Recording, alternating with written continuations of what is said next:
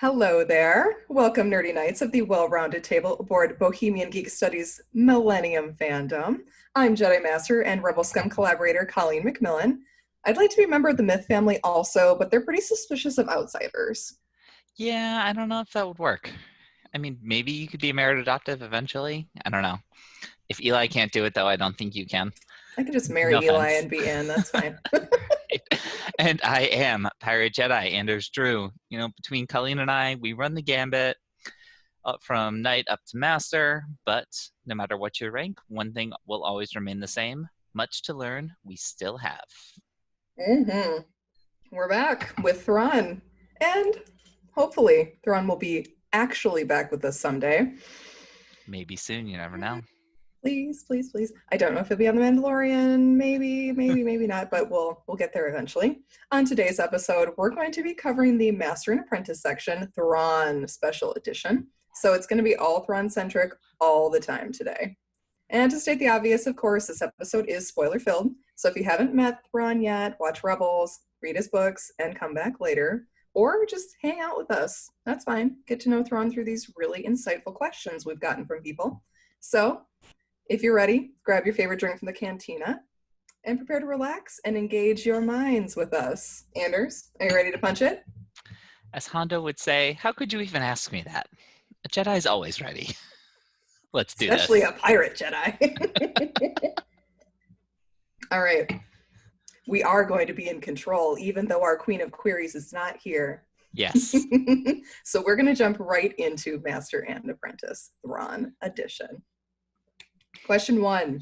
Jedi Master Matt Harrington, he of the great questions, asked whether we think Thrawn is a hero, an anti-hero, or a villain. This is going to be good. Anders, do you want to go first? So, to get some sentiment from Master Obi-Wan, it's all from a certain point of view. And in that sense, I'm going to go on record as saying Thrawn is a straight-up villain. He is a villain of the franchise. Yes, in his books, in the Thrawn trilogy, in Chaos Rising, in several of the Legends books, you do start to kind of root for him. You don't want him to be undermined. You want him to advance in the Imperial Navy.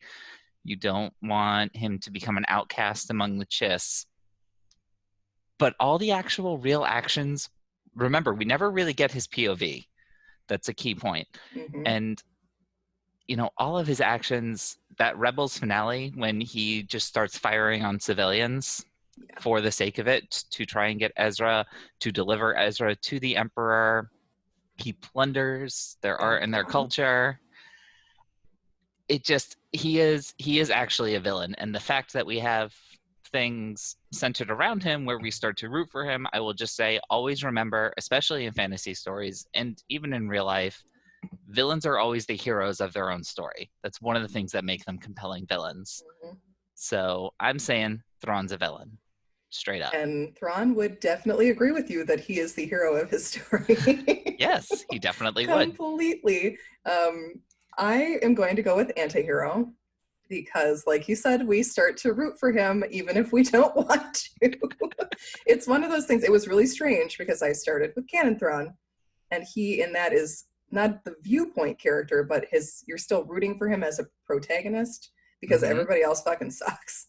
You're like, yay, Eli, you're adorable. And also, here's Thrawn. He's not racist. He's not as bad as Palpatine. Yeah, but in there, you're also, at some point, you're like rooting for him and Vader to work cooperatively together. And it's like, no, this is a bad thing for the universe. Only to keep Thrawn alive. I was like, Anakin, you could die now, that's fine. I mean, he can't because he has to face his son and his past and whatnot, but in alliances I pretty much was only rooting for Thrawn because Anakin pisses me off, y'all. Anakin pisses me off completely. Plus I think Thrawn actually does have the universe's best interest at heart. I think he has the Chiss's best interest at heart.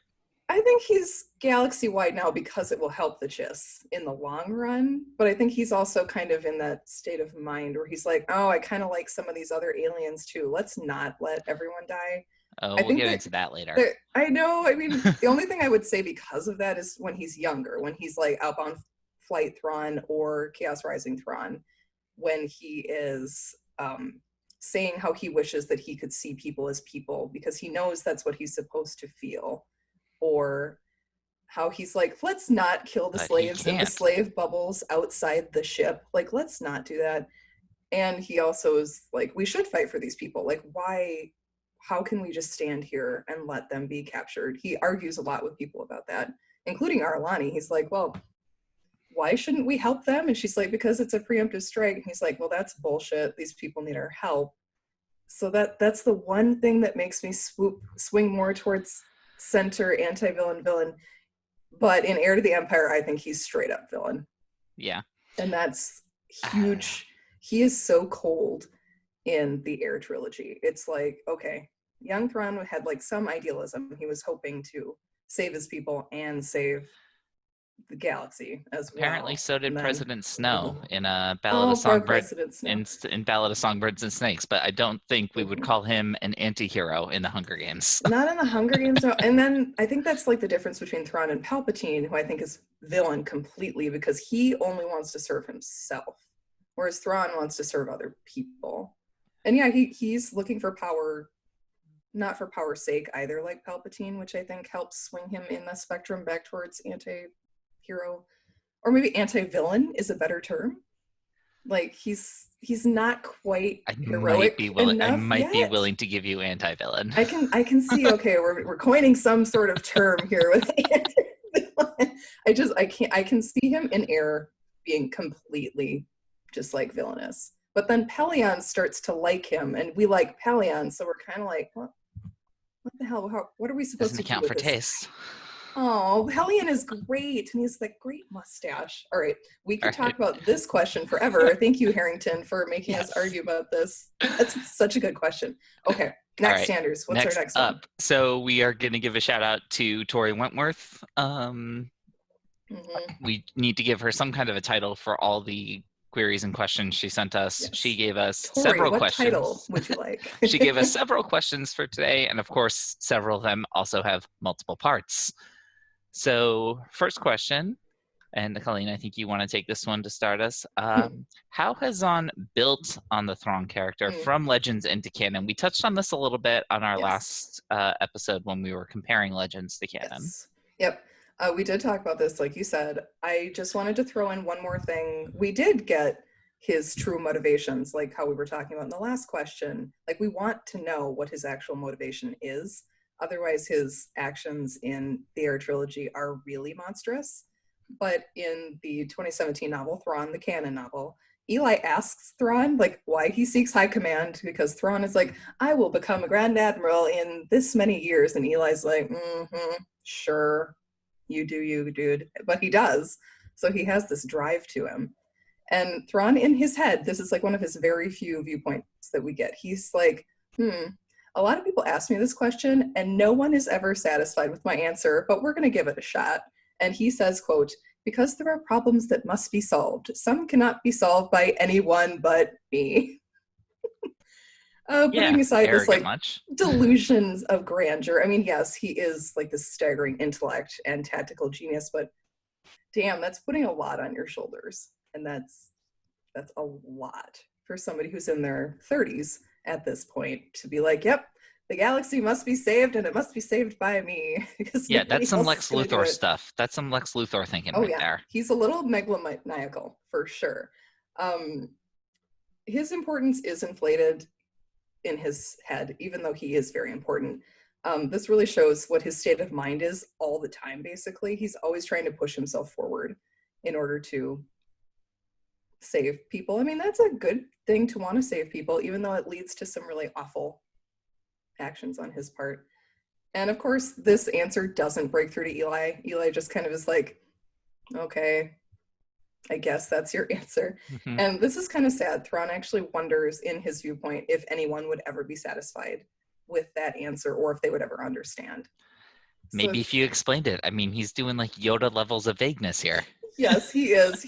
I think he's afraid of like brain explosions. Like if he actually tells people what's going on or what's out there, that they just will not be able to deal with it. He's a lot like Dumbledore. He's got big Dumbledore energy here. He's like, I'm the Yes, he's smartest guy also in the got some. room. He's also got some Colonel Jessup, though. A few good men Mm, energy. You want me on yep. that wall. You need me on that wall, and you don't want to think Yes. about it. Yes. To be fair, now that I'm reading the new Jedi Order, I agree. They really did need Thrawn at that wall. But what do you think, Anders, about this one? I mean, so kind of like we said last time, just kind of build the way that Zahn has been able to build Thrawn from Legends into canon. I think just having the space to truly flesh him out. Mm-hmm. Most people before now probably only knew him as that kind of side character in the Heir trilogy. There were other canon novels, Mm-hmm. but having just that central trilogy and now the Ascendancy trilogy to really flesh this character out, take the things that worked, the things that you always wish you had time to explore. Mm-hmm. I mean, it really is.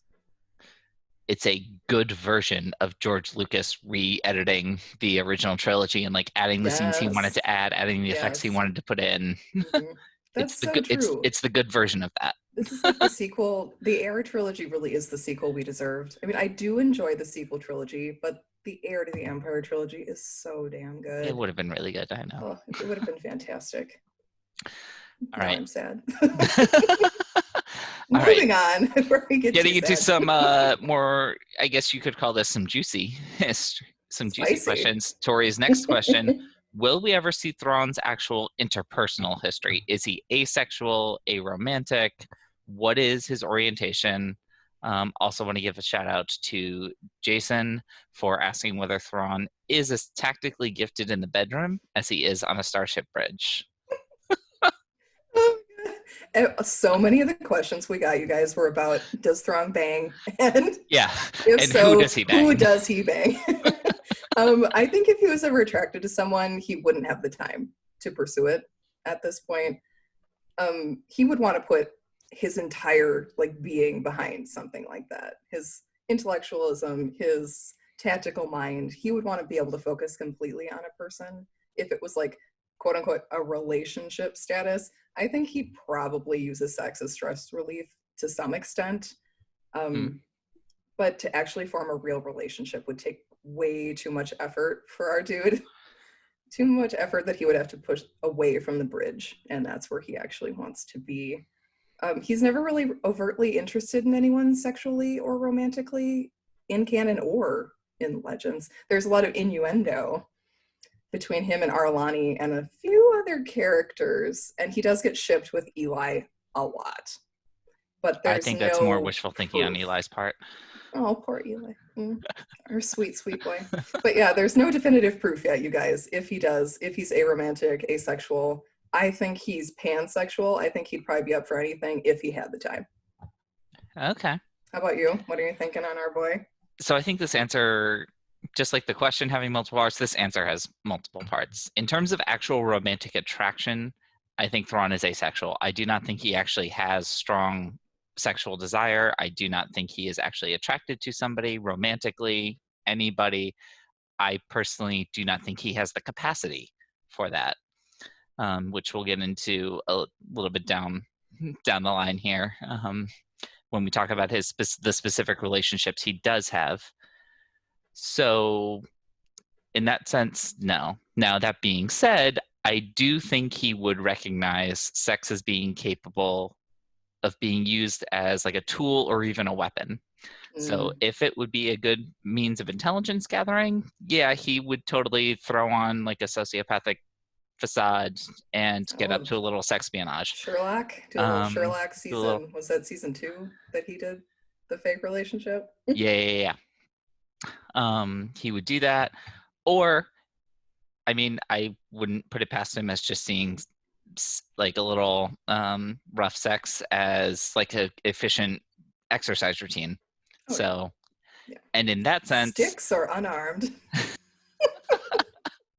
And in that sense, I do not think, I don't know if pansexual is the right term for this because there is no actual attraction involved, but I do not think he would mind or care who or what he was fucking in that sense.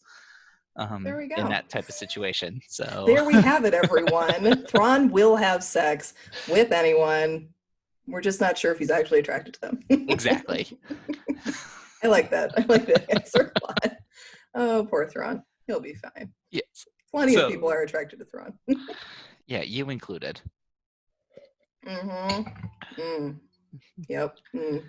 All right. He's a big chest tree, guys. He's so branching off of this question a little bit, a lot of people have asked about Thrawn's emotional ties and if he has any actual feelings towards anybody, whether they're romantic or platonic or whatever. Does he actually feel for people? So we're going to take this chance now, dive into some of Thrawn's actual relationships that he does have. Since there's obviously no real romantic inclination, what's up with everyone else around him? They're mostly confused about everything he does, just like us. Yeah. So Colleen, start us off with Arlani. Yes, Admiral Arlani. I love her. If Thrawn doesn't love her, he's stupid, but that's a story for another day. She's his superior officer in every freaking way anybody could be, except she's not quite as smart as he is on the IQ scale. She's such a badass. Her one weakness, actually, that makes her not quite as good as Thrawn is Thrawn. Like, he is her one weakness. She's willing to cover his ass. Like, whenever he fucks up, she's always there to be like, dude, really? Really? And Thrawn's just like, yep, I'm glad you're my friend. This is good for me. And she explains him to people, which I think is really good for someone like Thrawn to have, because she can actually tell people, oh, this is how he got from A to B to C. And they're like, really? You saw that? And she's like, I can see some of it some of the time. And other times she's just as surprised as we are. I think she's more like his soulmate and best friend. I think they may have banged a couple times. Like, they may have smashed. Just from all of the innuendo in Chaos Rising, something happened. Like, something has been going on with these two. I don't think they're a couple, though, in the strictest sense. I don't think Arlani would allow that. And Thrawn certainly wouldn't be interested, I don't think, in that. But she does bring out the best in him. She brings out that kind of funny, charismatic, and even kind. His kind side comes out when he's with her. He wishes that he could be like her. He says this in Chaos Rising a couple times, where he's like, oh, she sees people as quote unquote people instead of assets to be moved around. And he appreciates her for her tactical mind and her authority, even though he does pull a lot of maneuvers that she doesn't know about. Like, he doesn't clear things with her first. And I think he kind of does this just so she can yell at him later. Because he just shows up and he's just like kind of grinning, like, I did something without your say so. I think that is, I think there's a case for that.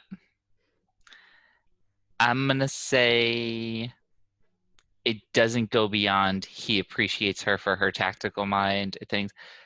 Thrawn, I said it earlier, I just don't think he's actually capable of feeling affection for someone. See, I think he is. I think he is a total sociopath. So I think that he definitely appreciates her tactical mind. He appreciates what she can do for him, and by extension, his mission, whatever that is, because that's the only thing he actually is able to focus on is what is the mission. So, he turns on the charm for her or whatever. That's not genuine. That's I think it's very genuine. I do not think it's genuine. I think that's one of the reasons we're not getting. I don't think that's one of the reasons we're not in his POV. It's because we can't totally be there. He knows too much. Well, he knows too much, but also I don't think I do not think he actually feels something in his heart for her. Oh, that whole thing about not being able to see people as people, he can't see people as people. Therefore, but he does try, and I think tries. That's but Dexter tries. He does, but I think Dexter can also feel love. I think it's a different kind. It's not necessarily how we would feel that love is felt. I don't know if Thrawn's a sociopath. I think he has a different kind of mental disorder, if you will. I'm not exactly sure how to describe it because I'm not any sort of physician when it comes to medical conditions or mental conditions. True. I use the term sociopath as just a general blanket. Yes. Oh yeah. Thing. Yeah, because he does fit some of the criteria for that. I mean, we can break out the DSM-5 and just see what's going on there. I think he totally has the ability to do it, but it's hard for him. Like, it's really difficult. He actually has to try. And that's super, super hard. It's like when they go on their little date, when he plans like the trip to the art museum, and he's kind of worried and nervous. And I think that's adorable. That's where we get like the younger Thrawn who hasn't quite come into his own confidence yet. And I think that's why Right. Arlani gets him so well too, is because she knew him when he wasn't this uber confident And I think that's partially he says it. glacial He says it person. in that interaction. She's like, "You thought I would enjoy an art museum?" And he's like, "Well, yeah, because I do. Therefore, why do you not?" I did. Does not compute. Yeah, it just straight up doesn't compute. I think. But then he does worry if she's having a good time. So I think he Does he really tries. though? And but I why think does he he why does he does. want her to have a good time? What's the motivation behind that? So that I she think will be on it's his side. Yeah. But I exactly mean, he's recruiting an ally, not making a friend. Two different things. I think they're friends. I think that I don't think she's that easily manipulated. I think we're not putting enough stock in Arlani's character if we go that way. I think if she realized that he was using her, she would drop him. And I think she would realize it very quickly because she's very smart. But then But he he's an is her enigma to blind. Yeah, everybody he is else. her blind side too. So it could be, but I'm still holding out hope that he is not completely irredeemably incapable of forming close emotional ties. Okay.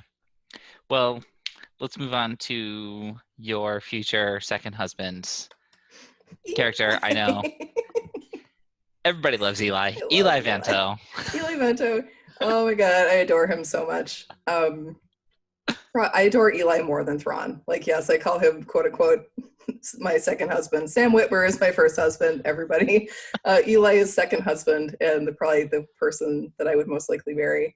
And I think Thrawn actually. We're going to get into another argument whether Thrawn and Eli are friends. Yep.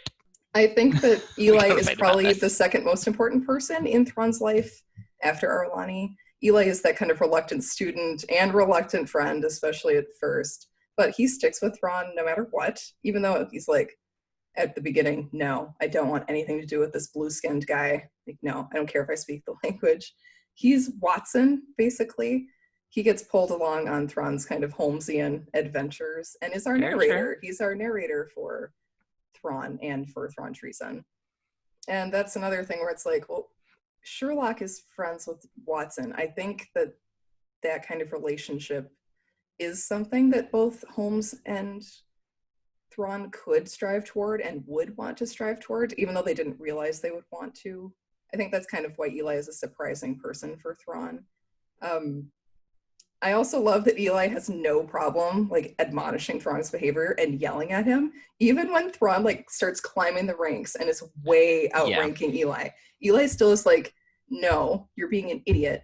What is happening?" And Thrawn's just like, "This is great. No one ever talks back to me." Thrawn's just like, yo, I got a plan. Let's just do it. Okay. Yes, yes. I love that though, that he's willing to actually talk back to Thrawn. And Thrawn's like, "Oh, this is somebody I can actually like trust with stuff," because he's willing to push back. Thrawn doesn't like people who just blindly follow orders. And I think he is more of a friend than just an asset. He's somebody that Thrawn can completely trust, which is something that Thrawn holds very deeply, which we'll see in another character later. I think that Eli's just so endearing, and he kind of bursts through Thrawn's initial kind of barriers that he puts up. I mean, Thrawn writes a whole fucking journal entry about friendship after being with Eli. I mean, it's adorable. It makes him ponder that kind of idea of friendship more, which makes me think like, oh, he's actually thinking about it. He's not just out here being like, I don't need any friends. Friends are just liabilities, which they kind of are. Mostly. Mm-hmm. Especially All for right. people like Thrawn. What do you think about our boy? if there Our accountant. was a character who would take down my theory of Thrawn just not being able to actually feel anything for anybody, it would be Eli. It absolutely would be. They do appear to have this incredible thing, but going back to my theory about how Thrawn doesn't collect friends, he collects allies and assets. I mean, he does basically everything he's doing in that newer trilogy is actually to serve the Chiss. He tells Palpatine, if I am in your service, I am absolutely yours, but I am also serving this greater plan. Yeah, I'm still a Chiss. I would think that, Palpy would understand the idea of a grand plan. So everything Thrawn is doing, including basically turning Eli into a deserter and sending him off to the Ascendancy. Whoopsies. just be like, yo, take an escape pod, go. Yep. And Eli does. Eli goes though because Eli he goes. trusts. But that's the thing. Thrawn. So it's that. It's Arlani. It's all of these people. They are entranced by Thrawn. They feel thing. He's a cult leader in that sense. He is a cult of personality. He's got that cult of personality. And I mean, you look at events throughout that first Thrawn novel. Thrawn is climbing the ranks, and Eli doesn't get a promotion until somebody points out to Thrawn, by the way, he should have been promoted a while ago. Yeah. And Thrawn, it never occurred to him that this officer would maybe want a promotion and go along the ranks. Right. Well, and he didn't understand the politics of the situation either. Which he's like, but he should be promoted because he's good at his job. That's what the military does. They promote people who are good at their jobs. And he basically gets, oh, sweet summer child by everyone when he talks about politics. And it's a tactical mind like yours should be able to understand this, but all right. Right. So, yeah. So, and then, he turns Eli into an asset, into an intelligence asset. He sends him to the Chiss. Yep. Where he is hopefully going to be very useful. Yeah, where we think he's going to be useful. Hopefully. He seems to be doing all right for himself when he comes back in Treason. So. He seems good. So, yes. If there was someone who I think Thrawn could possibly... Definitely Eli considers Thrawn a friend. Whether Thrawn actually thinks of Eli as a friend, in my book, is still a little bit of a question mark. Because that's we don't have a viewpoint yet. We don't. We need to know exactly what Thrawn's thinking, and that's really hard to do. Yep.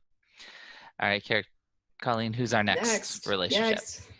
Very Eli-esque character. This character came first because he is in Outbound Flight, where he starts out Outbound Flight at his youngest, but he's also in other Legends books. His name is George Cardas.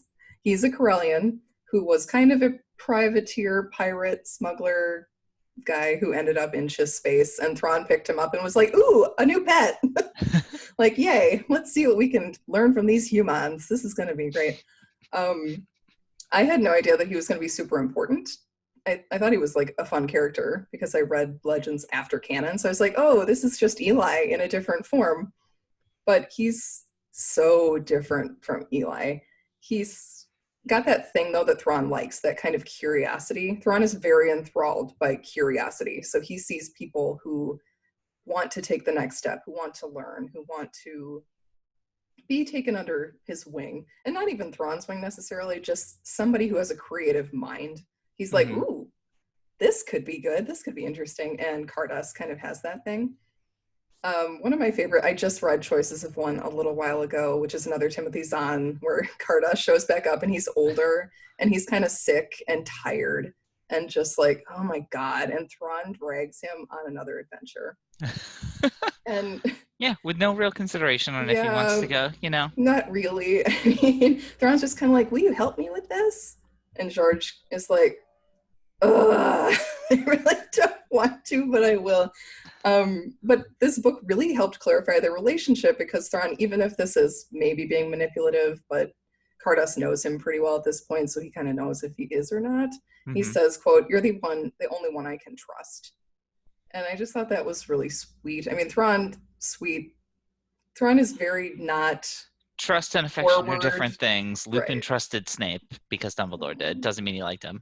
Well, that's true. Well, Cardas likes Thrawn. That's right, but I'm talking about Thrawn to him. Oh yeah, I mean, I think Card. Thrawn does like Cardass. Thrawn is when he was younger and they were together. This is the one person he actually True. showed Young, his idealistic. outward, like, kind of weariness to when he got hurt. And Cardass did save his life or help save his life. So I think that's also in the mix there for Thrawn. Hmm. Cardass does say, though, quote, that Thrawn has left everything: his home, his people, his prestige, his life. He's dedicated himself to protecting the civilized parts of the galaxy against pirates, warlords, and distant, nameless nightmares that Cardass could barely even imagine. Yeah, the Yuuzhan Vong. Yeah, they came. Yeah, you killed Thrawn. That's a whole nother problem. I think this part in that book was really interesting because Thrawn doesn't relax around people ever. And he actually lowers his guard around Cardass, and I really enjoyed that part, like being able to see that part of the character, That's showing that. interesting. So Yeah, I that have was not really. I have not read Choices of One, so I can't comment officially on this. I mean, there does definitely seem to be some affection there, and I mean, we're into Legends Thrawn at this point, Yeah, especially when he's younger. Like, you could yeah. see him maybe having some of those walls down a little bit before he's like truly hardened by what he's seen in the galaxy. Um, so I'm open to the idea. I know I'm dragging Thrawn a lot during this No, whole this is thing, what we are here but for. We're here to discuss. I do still enjoy him as a character. Let's just go on record with that. Yes, we're here to discuss him as a character, and he's Yeah. super complex. Like, this is why we can talk about him as much as we can, because there's so many layers to him. Hmm. And that's why people like him. Like, this is why he's a good villain or a good anti-villain or a good anti-hero, because we can actually dissect him as a character. Yes, because you're never quite sure what he's up to. You're never quite sure what he's thinking. But Mm-mm. what does Thalias think that he's thinking? Oh, I love her too. I really hope she doesn't become a love interest because, like we've said, Thrawn wouldn't be interested. And I also hope that she's just not into him that way. Like, she Hmm. sees him as more of like a savior kind of person, someone who was there for her when she was younger. But she's Cult of another personality. person. Yes, yes. But he met her when he was like, I want to say 17 or 18. So I don't know if he could have cultivated Yeah. that personality quite yet. This is Now when he remind still me. kind of was kind. She's the She's the sky she's Skywalker. the Skywalker turned caretaker. Yes. Yep, the Yes. former Skywalker. And she's 13 when she loses her Force abilities. And she's just distraught. And she meets Thrawn in a hallway because, of course, he's wandering around the ship where he's not supposed to be. And he sees her and he immediately, like, kind of connects with her or chooses to connect with her, probably because he knows she's a Skywalker and his sister was a Skywalker. I think that is another reason why we get to see him open up to Thalias, is because of that connection. And that could be another reason why Thrawn is more withdrawn or not great with his emotions, because of what happens to his siblings. Like, his sister is taken away when he's 3. And in canon, we don't know if Thras is there as his brother yet, but we'll talk about Thras in just a bit. But just like not having his sister and knowing that anything and anyone in your life could be taken away for no reason. I'm sure he said he had to find out. He had to research what could have happened to her because his parents didn't tell him. Hmm. So that kind of thing, I would think, would make him withdraw into himself. And Thalias comes out and is like, you know what? I followed you because I trust you and I believe in you. Because Thrawn, of course, is saying, well, Arlani's people follow her because they love her and they want to follow her, and my men follow me because they're good warriors. And that's just like, oh, dude, like, Hey, sad. you know what? What's true is true. I mean, yes, but then also he does start to kind of do this thing where he can inspire people to actually follow him because they like him and admire him instead They are of enthralled by him. that also does help. I don't think Thalias is quite as much in the end, because she kind of sees him be vulnerable. She's like, oh, okay, and I just had to go through a shit ton of trials so that I could outsmart this guy and be able to help you. So now you also owe me. That involved a lot of adapting on the fly, not knowing what the hell he was thinking or what was actually going on Yes, he's not good until at like 5 explaining. minutes after the fact. Yeah, he's not good at explanations whatsoever. No. I think that she's inspired by him, but also that he's going to have the ability to learn from her. which is nice, which is why I'm like, yes, come on, Ascendancy, bring us more Thalias. I want to see them interact a little more. I'd agree on that one. What did you think of Thalias in Chaos Rising? So I liked Thalias. I liked her as a character. I liked her as a POV character, especially. I'm very into learning more about the Skywalkers in the Chiss culture. War crimes, secret war personnel, child soldiers that are children. This is fine. It's just it works. Everything's gonna be okay. I don't know. I think that like in my whole Thrawn can't feel theory here, like I don't necessarily think he saw when she was like distraught in that hallway, he didn't see the total future plan that they were going to have together that would eventually happen. But would say that it is possible. You know, you're a new officer on the ship, you see the ship's Skywalker in distress. That's not good in case you have to actually make a hyperspace jump. So say what you got to say to get her to calm down. Yes. And again, building yourself an asset. And he does, for sure. He does. He very much does. It's kind of interesting. He's occasionally very good at reading emotional situations. And then all of a sudden politics enters the equation and he's just gone. Yeah, that's one of the reasons I just don't totally buy their explanation for you don't get politics, because it seems to like come up when it's convenient, and then in other situations it's just navigates it just fine. Right. But that's a whole other thing. I think it's because he has built up that kind of group of people though who will protect him so that he doesn't have to focus on the politics as much. Yeah. He can just be like, oh, Buckheath and Arlani got my back. This is fine. And let's be real, if he was good at politics, then they would have they would invest in the TIE Defender program over the Death Star, and the rebellion would have been crushed.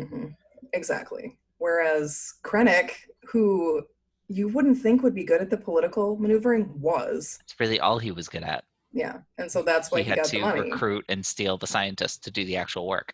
Yes. But all right, that's a whole other deal. Yes. We should move on to our next Skywalker. Yes. Colleen, who is our next Skywalker? Sherry. I love her. She's so cute. She's so cute and sassy. And Thrawn does have a soft spot for her. I think just because of her youth and the fact that she's an underdog. He's an underdog. So I think he appreciates that she also is this Skywalker who is talented, but who's been kind of shuffled around to different caregivers and who is seen as kind of like a problem child. Whereas he's just like, maybe she just needs to be pushed a little bit and see what she can actually do. I think that this also helps him connect with the Force sensitive kind of thing, which will help him in a galaxy far, far away. He's actually like, oh, okay, I kind of understand the Force thing, even though we don't call it the Force. And it only manifests in these young girls normally. We have not yet met one Chiss male, at least in canon, who has Force sensitivity. No, they've mentioned that they exist, though, I think, right? Yes. Like, it's rare, but it happens. Mainly girls. Yeah. And then they don't know why their power leaves them so early in age. Because as far as we know, the Jedi, they never lose their connection to the Force. So something is going on, which is what Eli is up to in Treason, trying to find out what's going on with this information. When it comes to Sherry, I think Thrawn likes her also bluntness. She's very blunt. She says what she wants, and she's willing to learn from him. He does love a willing student also when he teaches her how to fly. It is so adorable. But then he also shows that he trusts her to stay with the ship when he goes gallivanting off with Anakin. He's like, oh yeah, Sherry, this is fine. You stay with the ship. You're like 9. This is okay. I thought that part was crazy. Like, that's a little bit on the negligent side. Yeah, well, and so I think which also is like, I loved Cherry. She was such a sweetheart. Her relationship with Thalias was just really cool to see that develop. Momish. Yeah, very momish. Daddish.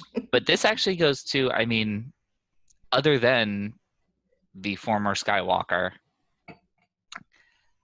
it's just the Chiss in general. This isn't necessarily Thrawn. This is the Chiss in general. They treat these Skywalkers effectively as machinery. Yeah. They are not people. They are No. a part of the navigation system. Yes. They're And an that, I asset. think, they are an asset, but they are just so even that you just mentioned him like leaving her with the ship. Well, she's effectively just part of the ship. Yeah. At that point. Mm-hmm. Like she's not. It's like she can fly now. She doesn't need to do anything other than stay, eat, and stay Mhm. alive, and whatever. Yes.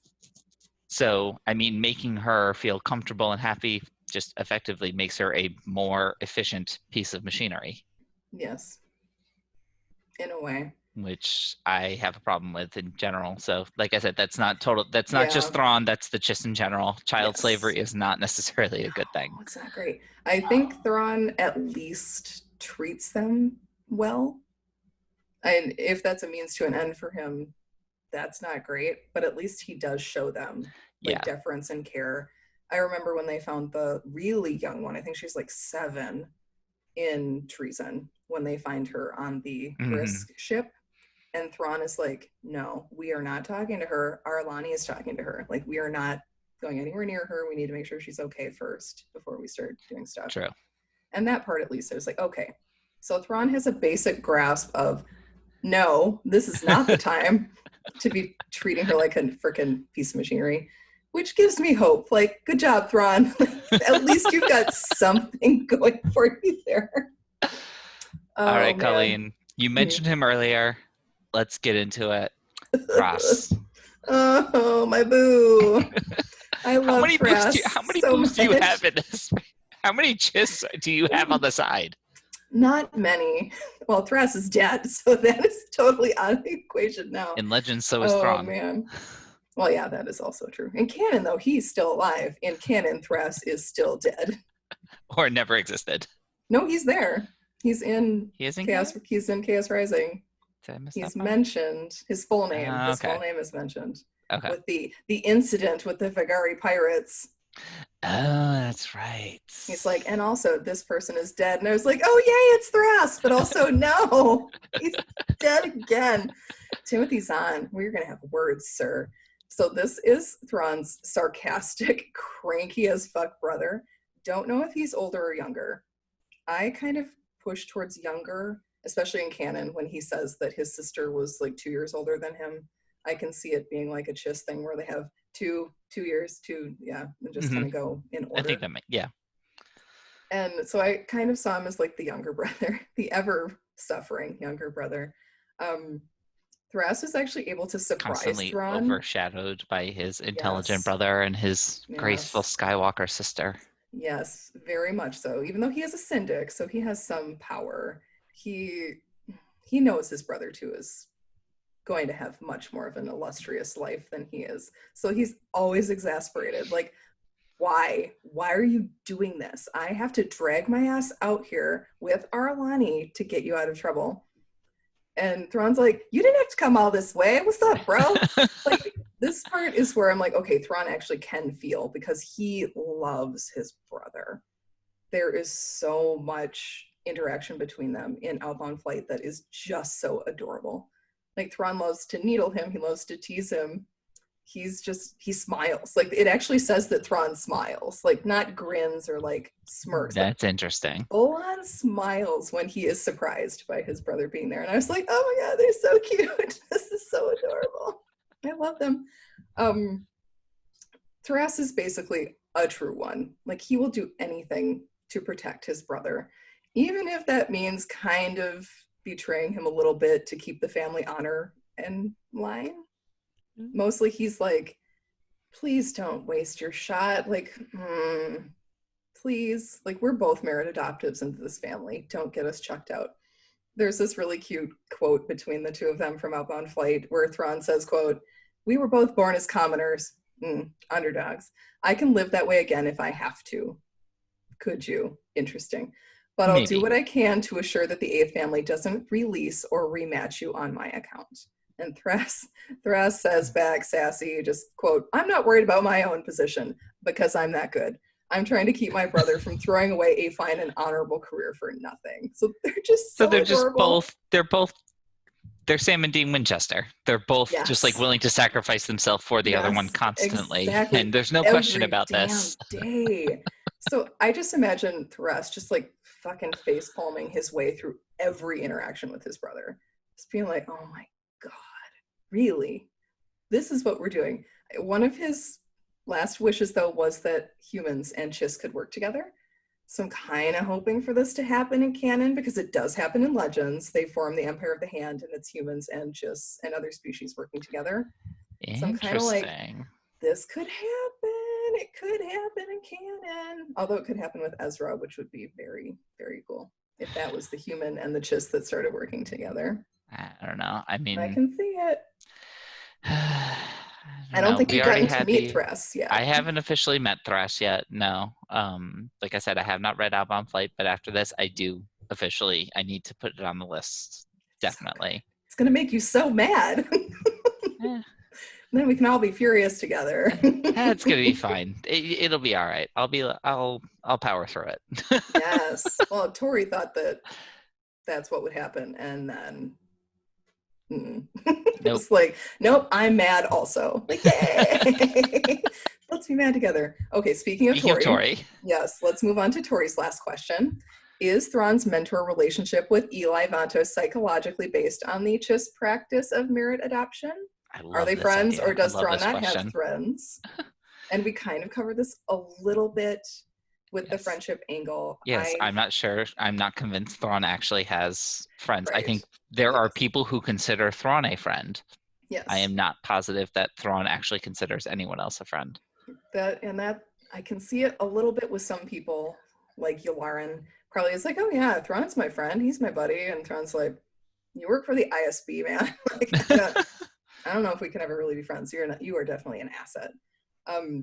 Thrawn definitely likes to build these merit adoption, quote unquote, relationships with people where he grooms them for command and he takes them under his wing, like Karen Farrow from the canon trilogy, who I love, and I really hope she's not dead. We need her not to be dead because I really like her.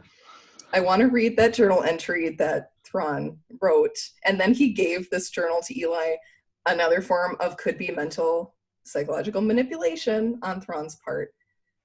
But I don't think he was going to give this to Eli until the very end, because all of the other entries in the journal seemed like just Thrawn talking to himself. Yeah, they really were. And writing kind of his memoirs kind of situation. Whereas this one seems like it has a very particular purpose and aim. So this is from his last journal entry to Eli, quote, "It is said that one should keep one's allies within view and one's enemies within reach. A valid statement. One must be able to read an ally's strengths so as to determine how best to use them. One must similarly be able to read an enemy's weaknesses so as to determine how best to defeat him. But what of friends? Friends. There is no accepted answer. Friends. Perhaps true friendship is so exceedingly rare. For Thrawn especially. Definitely. But I formulated my own, because of course he fucking has formulated his own opinion. A friend need not be kept within sight or within reach. A friend must be allowed the freedom to find and follow his own path. If one is fortunate, those paths will for a time join. But if paths separate, it's comforting to know that a friend still graces the universe with his skills and his viewpoint and his presence. For if one is remembered by a friend, one is never truly gone." And that is one of the things that lit up in my head, being like, okay, Thrawn is actually thinking actively about this. And it makes me think that he didn't want to send Eli. But then he had to convince himself that, no, you don't keep a friend with you just because you want them to be with you. You have to kind of let them go, let him go to Chiss space and see what he can do, because he could be useful there and he could kind of see his true potential there. And that is one reason why I think that Eli is actually Thrawn's friend, because he didn't keep him with him, which is also really sad. If you love him, let him go. Yes. That's the only reason where I'm like, oh, Eli, you're actually Thrawn's friend, because people like Arinda Price and the Emperor are basically means to ends to Thrawn. Absolutely. They are 100%. Just not. even close to anything resembling a friend. Whereas Eli and people like Pharaoh, I kind of think are on a different tier. And Eli is like on the top tier for Thrawn. Very much which so. could make him a very difficult weak spot also. Very true. I love this idea of building these relationships kind of based on that merit adoption system. Mm-hmm. Also, Very from Chiss. what we've very Chiss, and from what we've seen of that whole system is about finding and recognizing and building talent and assets. Mm-hmm. It's very much it's in the name, merit adoptive. You're not doing this based on how much we like you. We're doing this based on what use we think you will be to us. Yes. And so Thrawn mimicking that system in his personal life. Yes. Yes. Very much a mafia mentality of Mm-hmm. building a little empire. Mm-hmm. And the idea that Thrawn is potentially doing that, open to the possibility, maybe, people like Eli do become actual genuine relationships, but he is truly seeking out those that will serve his grander plan, his grander idea, which, as far as we know at this point, is keep the Chiss ascendancy safe. Yes. From unknown for a long while. Ultimately, we find out it's the Gris. So. That's going to be interesting. We don't know enough about them yet either. No, but this does lead us into our next question, Colleen. A couple of the other questions we got were about Thrawn's motives, like what do we think his ultimate goals are?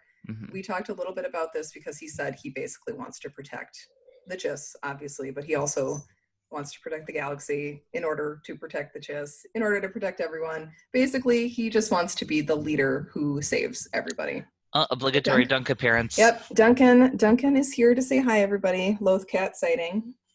Get down, please. He'll stay here for like a hot second. Yeah. I think Thrawn, his end game is that protection. Like, he knows that there's so much crazy shit out there. He tells Kardas, quote, "We all strive to build empires, whether of stone or people or words, empires we hope will survive us. In the end, though, each of us must leave our creations behind. All we can hope for is also leave behind a worthy successor to continue our work, or who can at least maintain it for a season."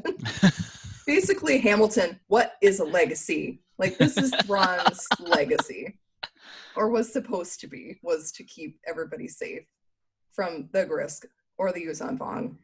That is his ultimate goal. He doesn't believe in democracy per se, even though it seems like the Chiss are fairly democratic in their Republican, like with the 9 families, kind of like a Republican Senate situation. But it's just the 9 families. Like, there are plenty of families. I mean, the entire. I would not call them democratic. I would call them an oligarchy oligarchy. But I don't think he believes in an empire either, per se, because he's like, Palpatine at least is a strong central leader figurehead, but then he finds out that Palpatine is petty and actually not that great of an administrator, especially as he gets older and starts pitting people against each other. And well, no, but that's why he has Masameta. Yes, so useful in his role. Oh man,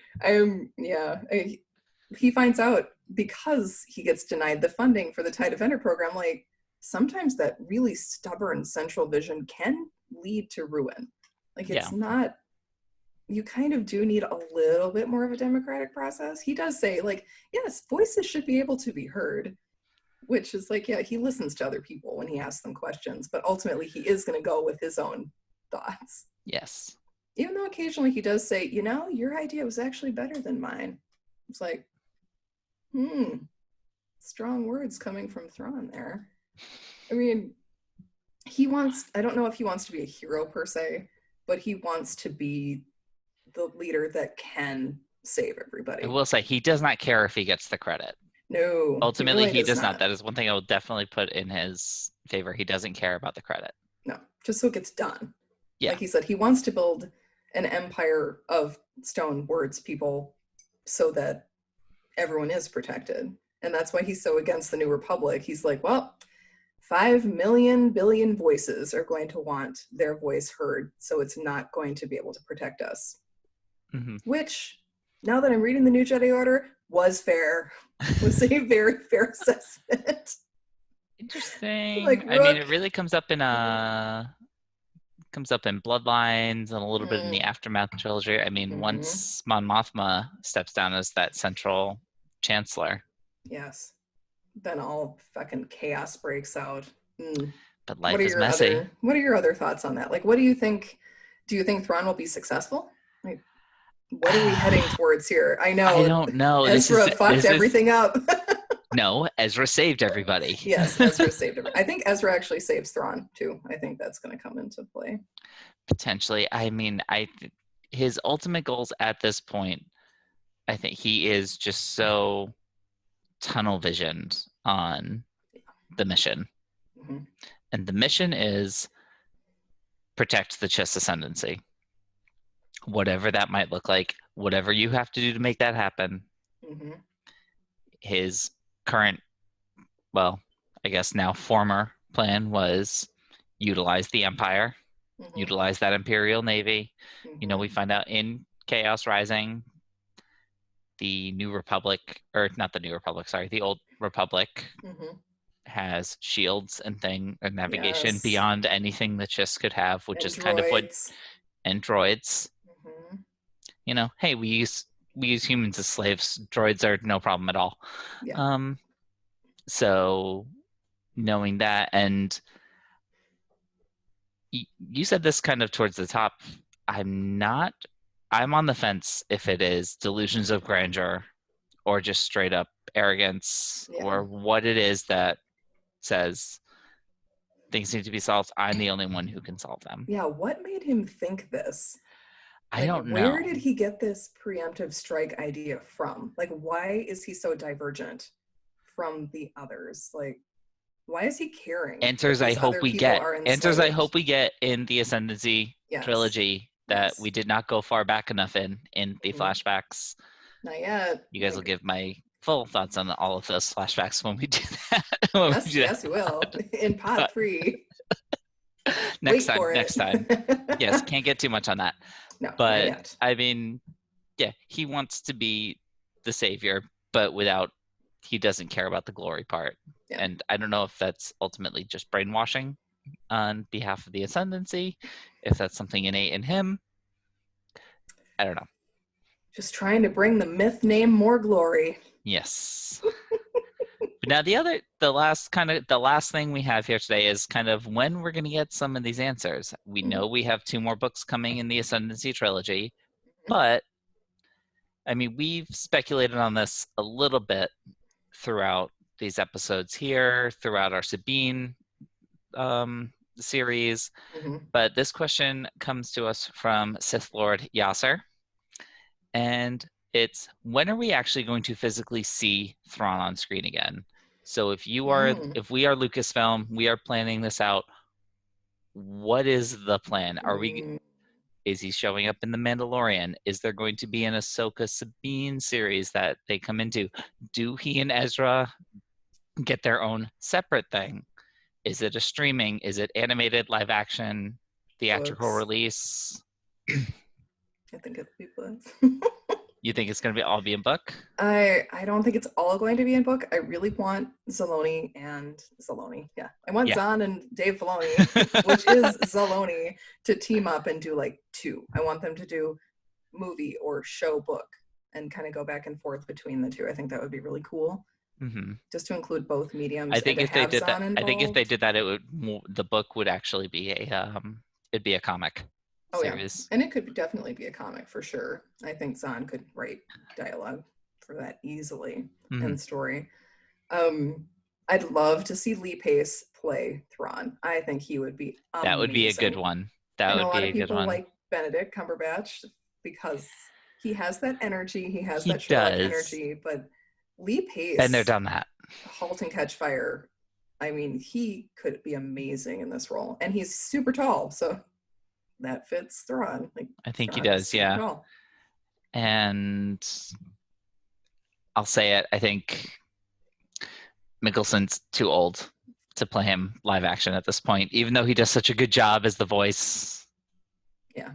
He's just too old. He doesn't look enough like Thrawn either, I don't think. That actually, we kind of went into Stacey Paul Adams's question, like, who's our dream casting? But yeah, Lee Pace. I wish that I could see Lee Pace. I could definitely see Lee Pace. He has that kind of almost see too, where it would work.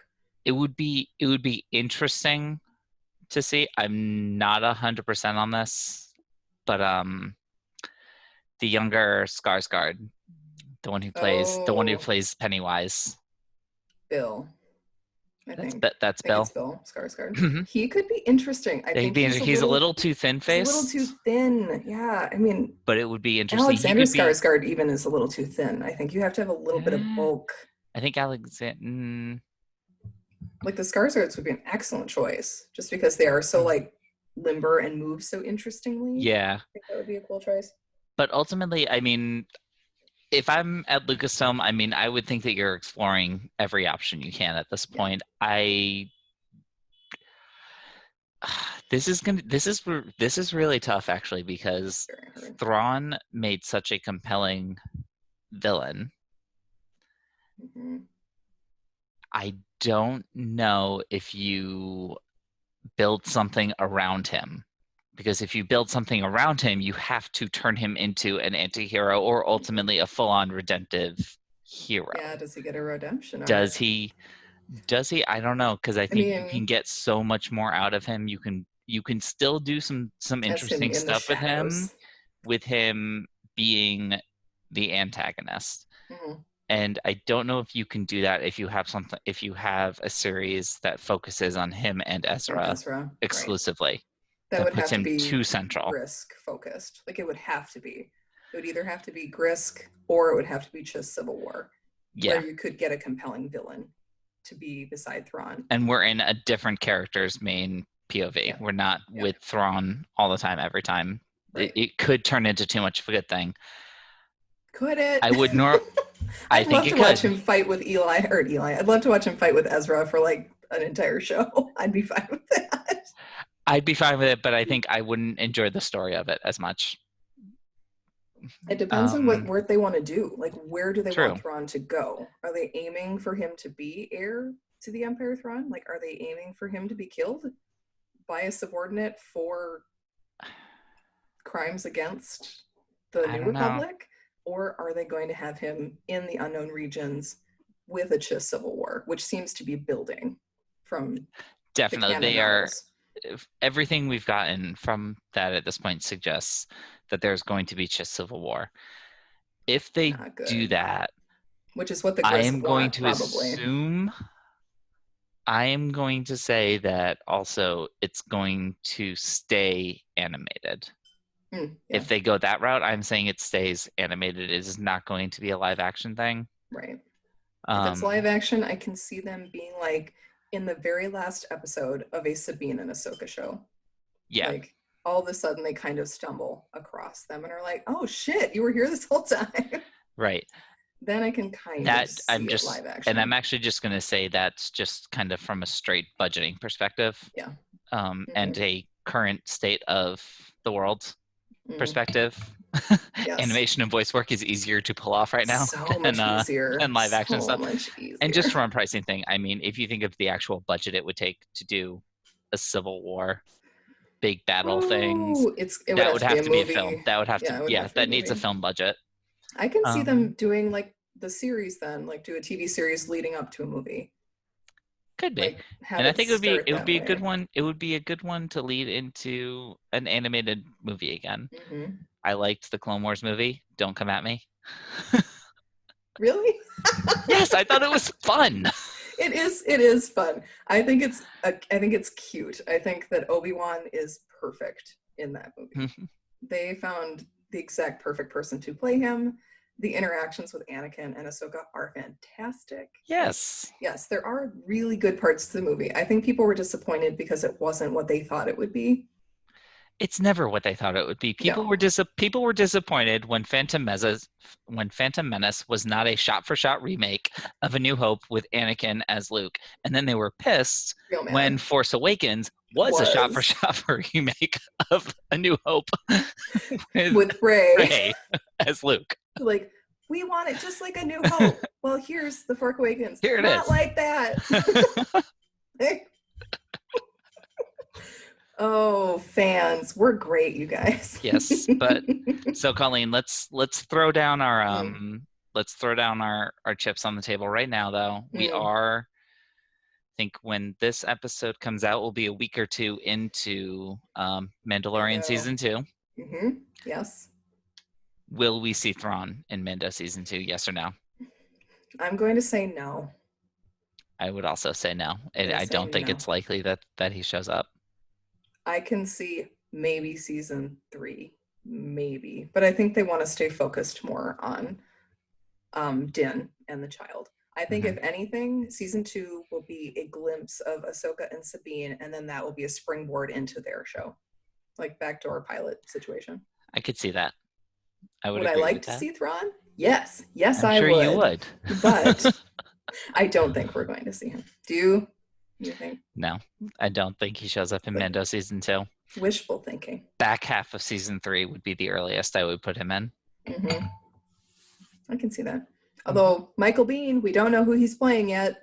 This is true. I hope it's not Thrawn, but no, but we don't know who he's playing yet. So yeah, I think that was our last question.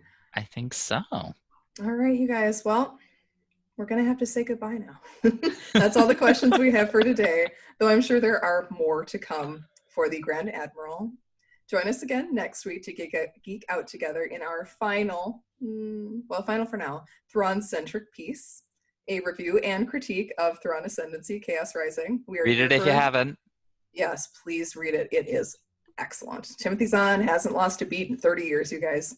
And we'll also be continuing to cover Mandalorian Season 2, as Andrew said. If you prefer, some people prefer it, to enjoy us in our podcast format, you can find us on iTunes, TuneIn, Spotify, or wherever you get your podcasts. In the meantime, help us grow by heading to our YouTube channel, where you can see our little faces, and subscribing and telling other nerdy knights to join us. That really does help, you guys. And also smash that like button if you like it. Thank you all for joining us today. We'll see you next time. Check out our show notes on how to reach out to us on Facebook, Twitter, and Instagram, and reach out to us via email at bohemiangeekstudies@gmail.com. Thanks so much. Cherix up and keep those episodes streaming. So long, everybody. Cheers. Finish the wine.